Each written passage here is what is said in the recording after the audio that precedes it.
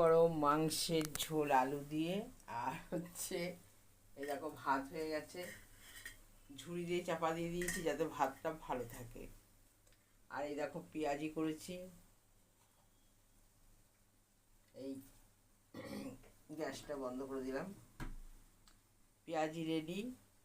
আর এই দেখো মাংসের ঝোল রেডি। এবার আমি ব্যাক ক্যামেরা করে তোমাদেরকে দেখাচ্ছি, নাহলে বুঝতে পারবে না।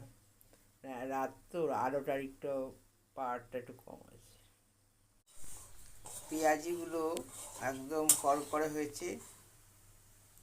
আর পেঁয়াজটাকে আমি আগে মেখে রাখি, নুন হলুদ, তারপর তোমার কাঁচা লঙ্কা পেঁয়াজ একসঙ্গে মেখে রেখে তারপর বেসনটা দিয়ে মাখাই, তারপর ভেজে নিই।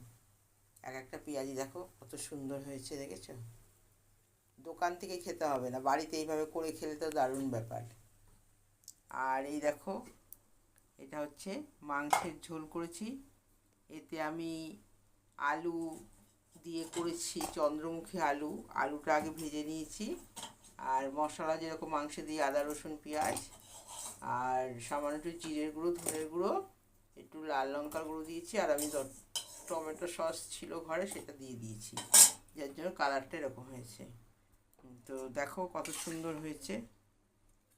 আর কি ঝোল ঝোল ঝোল না রাখলে রাতে খাবি কী করে, যার জন্য আমাকে একটু ঝোল রাখতে হয়েছে।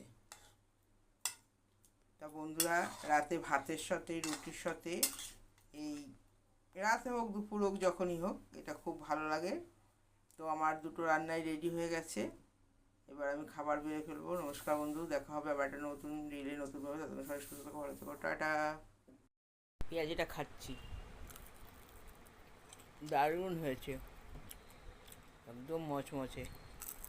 আওয়াজ পাচ্ছ? তা বন্ধুরা, এই অবধি, ব্যাস।